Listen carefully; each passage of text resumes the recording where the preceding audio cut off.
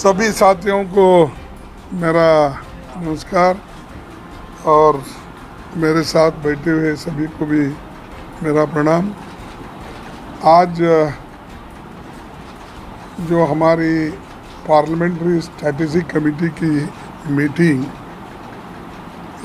हमारे कांग्रेस अध्यक्षा के नेतृत्व में हुआ और हमने वहाँ पर हर विषय पे चर्चा की और 1 घंटे तक हमने हर मुद्दे पे बातचीत की।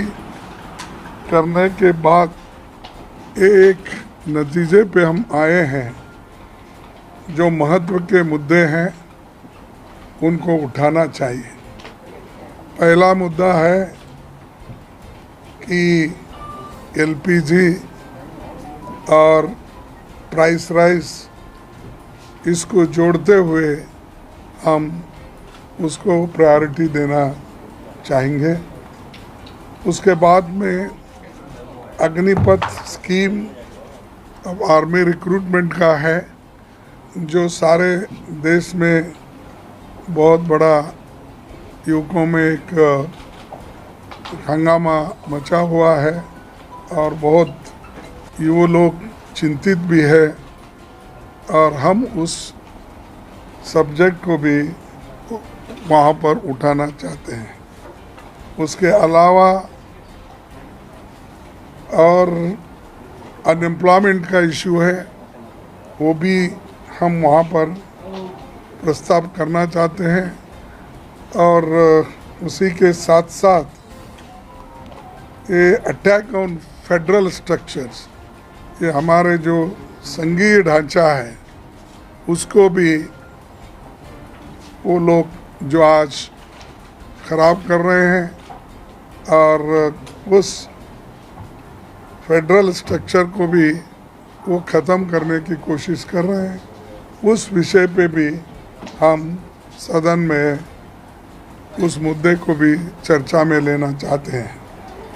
उसके बाद में ये फिस्कल क्राइसिस, जो हमारा रुपए का मूल्य घटा है डॉलर के मुकाबले में और आज दिन ब दिन हमारी आर्थिक परिस्थिति भी कमज़ोर होती जा रही है, इसीलिए उस मुद्दे पे भी हम चर्चा करेंगे।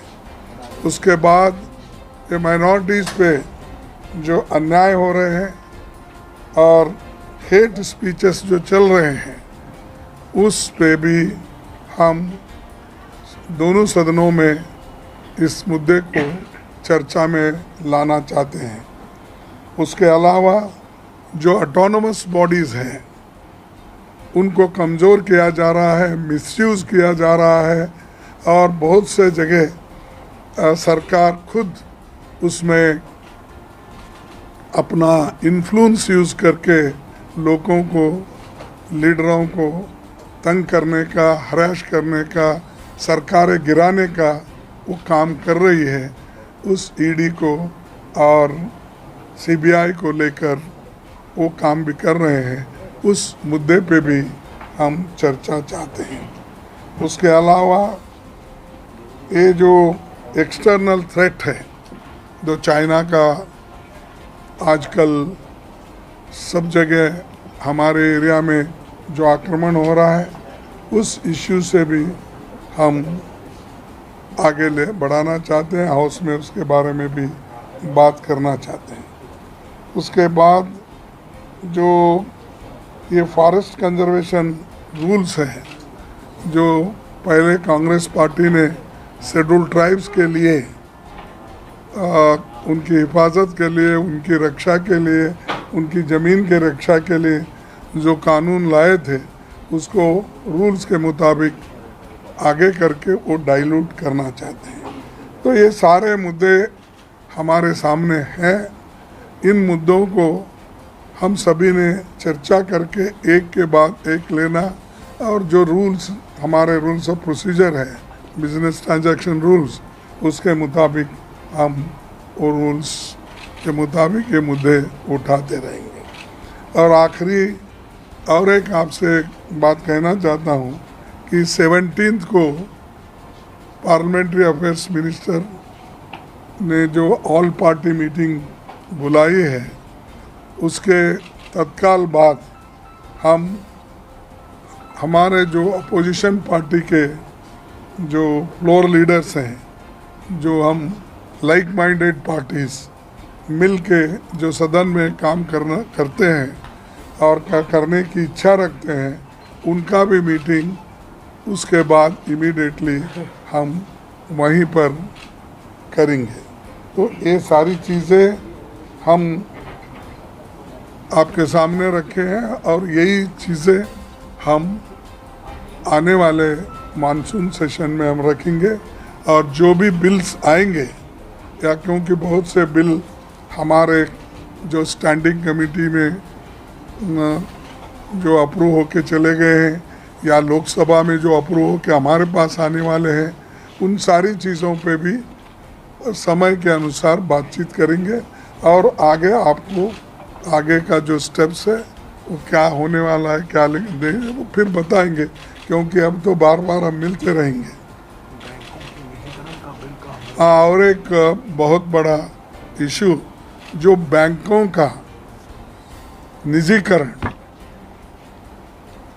जिस ये 1969 में बैंकों का जब राष्ट्रीयकरण हुआ था और श्रीमती इंदिरा गांधी जी ने गरीबों के लिए बैंक जो खोला था, ये सरकार उसको उस निजीकरण को, नेशनलाइजेशन को हटाकर प्राइवेटाइजेशन करना चाहती है। उस बिल को भी हम विरोध कर रहे हैं और हम लड़ेंगे, क्योंकि ये 27 बैंक से वो 22 तक लाए, फिर 22 को घटाकर फिर अभी भी 20 पे ला रहे हैं और आहिस्ता आहिस्ता निकाल कर वो ये चाहते हैं कि देश में एक ही बैंक रहे, स्टेट बैंक ऑफ इंडिया। तो ये उनका मंशा है। एक तरफ तो बैंकों का जो निजीकरण हुआ था, ये प्राइवेटाइजेशन हुआ था, हो रहा है वो एक तरफ, और जो नेशनलाइजेशन होकर लोगों को जो सहूलतें मिली थी वो छीनना चाहते हैं। तो हम उसके खिलाफ भी लड़ेंगे। शुक्रिया खड़गे जी। थैंक मैं यू। अधीर रंजन चौधरी जी का गुजारिश करूंगा, एक मिनट इनका होने दो, फिर बाद में चलिए। अभी sir, it is easier for you to know shift कर लें, ऐसा कर लो। कोई बात नहीं, कोई बात थोड़ा घुमाने की जगह कोई बात एक चेयर उधर चले जाते हैं। कोई बात नहीं, ठीक कर लेंगे।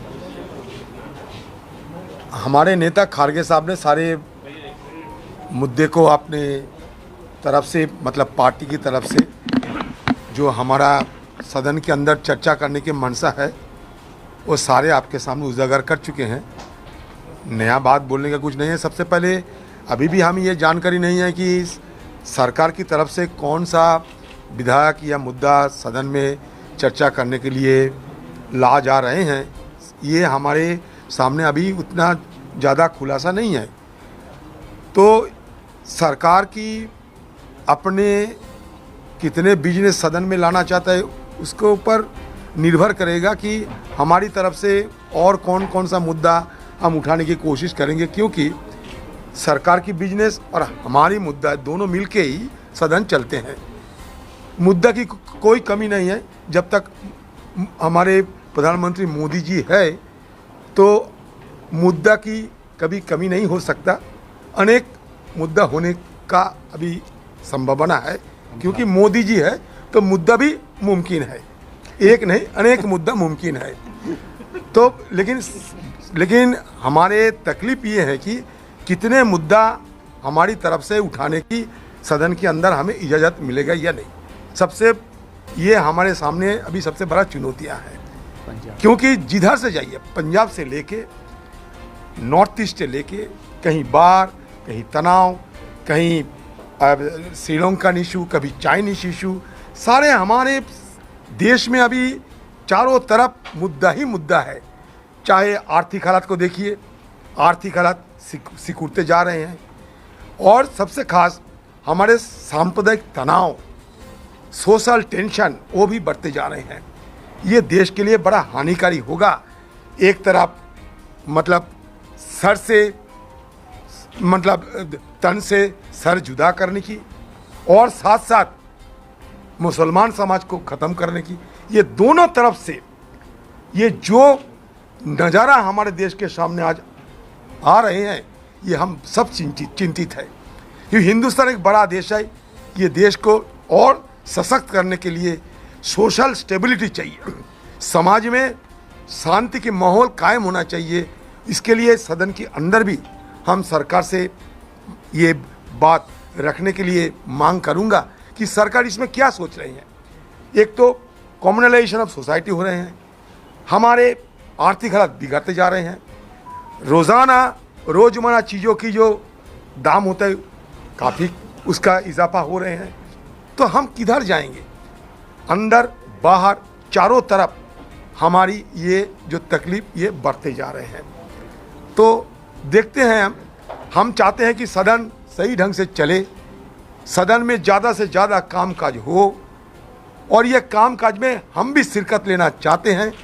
जितना सदन के अंदर हमें मौका मिलना चाहिए, जैसे कि हमारे 0 आवर है, क्वेश्चन आवर है, कॉलिंग अटेंशन है, प्राइवेट मेंबर है, जो है आप सब जानते हैं, सदन में आप लोगों को ज़्यादा जानकारी भी है।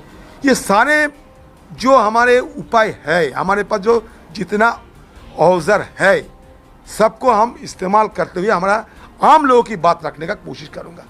हमारे मुद्दे ही कि हिंदुस्तान के आम लोग परेशान हैं, हिंदुस्तान के आम लोग तकलीफ में हैं, हिंदुस्तान में बेरोजगार की इजाफा हो रहे हैं धड़ल्ले से।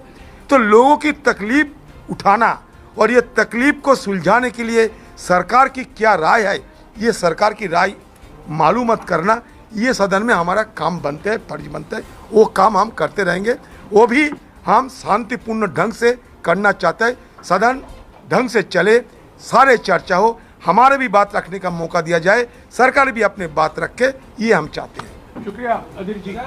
आखिर में शक्ति सिंह से मैं पूछूंगा, ये जो आज खबर निकला है, जो असंसदीय शब्द जुमलाबाजी, नाटकबाजी, ड्रामाबाजी, जो हमेशा विपक्ष भाषा इस्तेमाल कर रहा है प्रधानमंत्री और प्रधानमंत्री के सरकार को घेरने के लिए, उसको सभी शब्द को अभी अनपार्लियामेंट्री घोषित किया गया है। इस पर शक्ति सिंह जी कुछ कहेंगे। धन्यवाद जयराम जी। सबसे पहले आप सभी का स्वागत करता हूं। ये जो गला घोंटने की लोकतंत्र की आप पूरा देश जो देख रहे हैं, ये गुजरात में यही मोदी जी जब चीफ मिनिस्टर थे, मैं लीडर ऑफ अपोजिशन था, हम वहाँ के बिल्कुल विटनेस रहे हैं। इसी तरह से लोकतंत्र का गला घोंटा जाता था। आज जो गुजरात, जहाँ से first speaker of Lok Sabha Mavalankar जी आते थे, उस मावलंकर जी ने खुद अपने पैसे दिए और उसके बाद हर सरकार फंड देती थी और मावलंकर ब्यूरो चलता था विधायकों मंत्रियों की ट्रेनिंग का। मोदी जी बने मुख्यमंत्री, उस मावलंकर ब्यूरो को ख़त्म कर दिया, लोकतंत्र की ट्रेनिंग का गला घोंट दिया। और आज आप देखें तो आंदोलन करना वो संवैधानिक अधिकार है, फिर भी वहाँ पे वो आंदोलन जीवी वर्ड ला के लोगों को मजाक बना रहे थे। लोकतंत्र में जुमला देना वो जायज़ नहीं है। और इस देश के आज के गृह मंत्री ने खुद किया कि चुनाव के वक्त हम कहते हैं ना, वो करना थोड़ा ही होता है, वो तो जुमले होते हैं। वो बात हम उनको सुनाते हैं।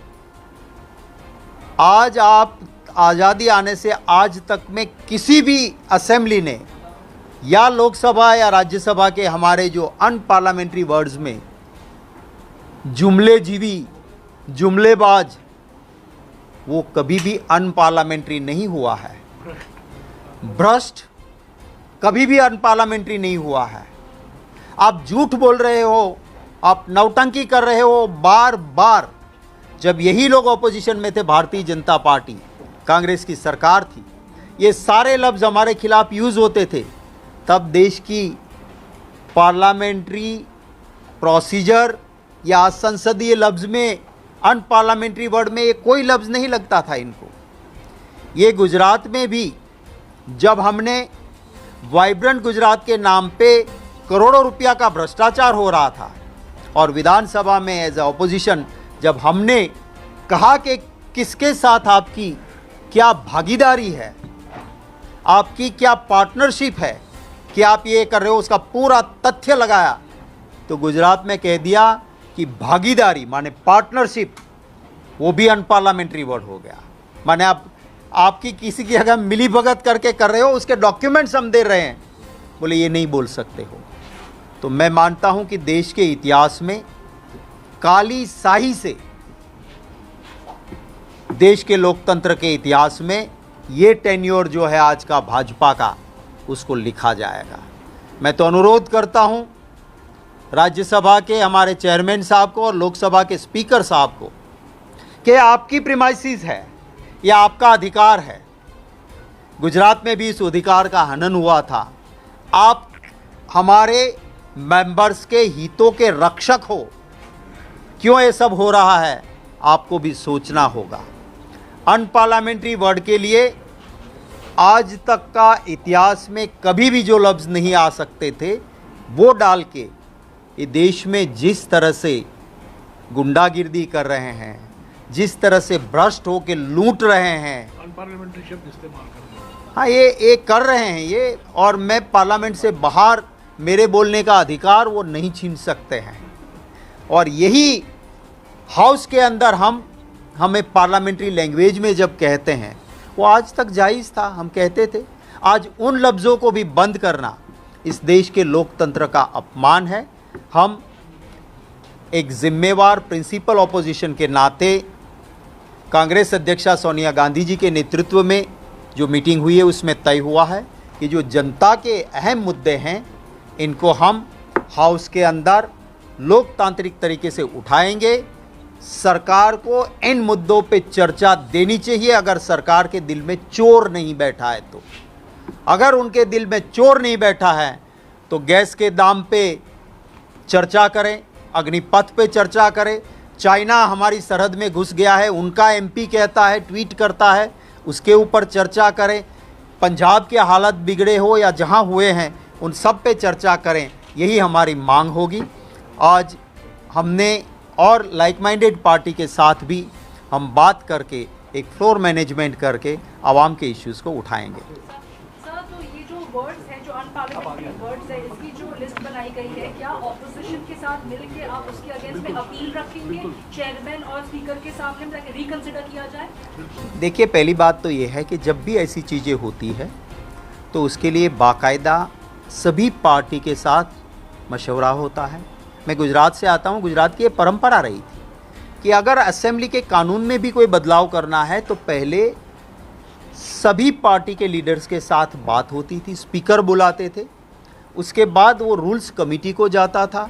और अगर यूनेनिमिटी नहीं होती थी, माने एक भी मेंबर कहता था कि नहीं ये बदलाव नहीं हो सकता है, तो नहीं होता था। अनपार्लियामेंट्री वर्ड्स भी उसी तरह से तय होते थे। किसी को ख्वाब आ गया कि अब ये जुमलेबाज साबित हो गए देश में, तो आप जुमलेबाज अंदर नहीं कह सकते हो, ऐसे नहीं होता है। हमने अनुरोध ये पब्लिक प्लेटफॉर्म से भी कर रहे हैं, और जैसा कि हमारे मुख्य सचेतक जी ने कहा, हम ऑफिशियल भी चेयरमैन साहब को और स्पीकर साहब को ये ज़रूर गुजारिश करेंगे कि ये परंपरा नहीं है। हाँ रवि, क्या लगता है कि वजह क्या है कि इस शब्दावली को हटाने की वजह क्या लगती है आपको? पर्टिकुलर जो शब्द जो इस्तेमाल हो रहे थे या उनका नाम और उस पर लिखा था? देखिए, सच जब चिपकता है तो भाजपा वाले घबराते हैं। ये सच था, ये जुमलेबाज है, उसको चिपक रहा था, तो इसलिए जो पार्लियामेंट्री वर्ड है उसको भी अनपार्लियामेंट्री करार दिया है। सर, चूँकि 17 तारीख को बैठक होने वाली है आपकी सत्ता पक्ष के साथ, आप सब लोग उसमें रहेंगे, प्रधानमंत्री भी उसमें रहेंगे, तो क्या ये मुद्दा उस बैठक में नहीं, प्रधानमंत्री कहाँ बैठेंगे? प्रधानमंत्री कहाँ आते हैं? ये उनको आना चाहिए। अब ये तो आते नहीं ऑल पार्टी मीटिंग। प्रधानमंत्री नहीं आते हैं। प्रधानमंत्री आखिरी में 2-3 मिनट में आते हैं, करते हैं, फोटो आपके लिए आते हैं। खरगे जी से पूछिए। नहीं, यूजुअली क्या होता है, पहले तो प्राइम मिनिस्टर बैठते थे, लेकिन अब के प्राइम मिनिस्टर सिर्फ ये सेंड ऑफ होता ना वैसा Ceremonial सारे presence. डिस्कशन होने के बाद वो आखिरी में आएंगे, सबके साथ एक फ़ोटो खींच लेंगे, फिर वही बहुत बढ़िया आप लोग भी छापते हैं, ठीक है, लेकिन वो आखिरी में आते हैं, अपने शब्द बोलते हैं, दूसरे किसी का शब्द वो सुनते नहीं और सुनना भी नहीं चाहते, तो वो डिस्कशन क्या होता है? तो इसीलिए यही तो गड़बड़ी है ना। अगर वो वहाँ बैठ के सुन के ये हो सकता है, ये नहीं हो सकता है, आप इस विषय पे चर्चा कीजिए, हम उसको मौका देंगे। ये बात ही वहाँ पर नहीं होती, इसीलिए वो प्रधानमंत्री जी सिर्फ आखिरी में आते हैं, चले जाते हैं। अब जुमलेबाजी और गिरवी जैसे शब्दों पर पाबंदी असेसन ये कर दिया गया है, तो क्या उसका इस्तेमाल आप लोग करेंगे या फिर उसके बदले जुमलेबाजी का ठग करते रहेंगे। शब्द है हम ज़रूर करते रहेंगे। ये करते रहेंगे। अनपार्लियामेंट्री गलत तरीके से तय किया गया है, अनपार्लियामेंट्री हो नहीं सकता है, हम उसके ऊपर अपील भी करेंगे। हम जो जहाँ लड़ सकते हैं वहाँ उसके लिए लड़ेंगे। देखिए एक मिनट, एक मिनट, देखिए पार्लियामेंट का एक पब्लिकेशन भी है, कौन से शब्द इस्तेमाल करना, कौन से शब्द इस्तेमाल नहीं करना, और उसी के तहत हम बात करेंगे। इन्होंने अगर नया कुछ लाना चाहते हैं तो जैसा कि हमारे शक्ति सिंह जी ने बोला कि मीटिंग बुलाकर सबसे पूछ के चर्चा करके उसके बाद निर्णय लेना चाहिए। उसके बजाय वो जो एग्जिस्टिंग अब हमारे पास किताब है शब्दों का, कैसा प्रयोग करना, क्या करना, उसको छोड़ के अगर ये करना चाहते हैं तो ये ठीक नहीं है। हम उठाएंगे, बार बार बोलते रहेंगे, वो बार बार निकालते रहेंगे, देखेंगे। एक मिनट शुक्रिया। सर, इसमें ये भी कहा गया है कि ना सिर्फ जुमला जीवी बल्कि कोविड स्प्रेडर एंड स्नूकेट जैसे जो शब्द भी हैं इनका भी इस्तेमाल नहीं किया जाएगा, करप्ट का भी इस्तेमाल नहीं किया जाएगा। इसको आप किस तरह देखेंगे? ये तो पूरे के पूरे मुद्दे आप लोगों ने पहले उठाए थे। देखिए, पहली बात तो ये है कि जब प्रोटोकॉल था कि मास्क पहनना चाहिए, तब भी प्रधानमंत्री मास्क नहीं पहनते थे, आसपास वाले सारे लोग मास्क पहनते थे। तो ये कोविड स्प्रेडर कौन था?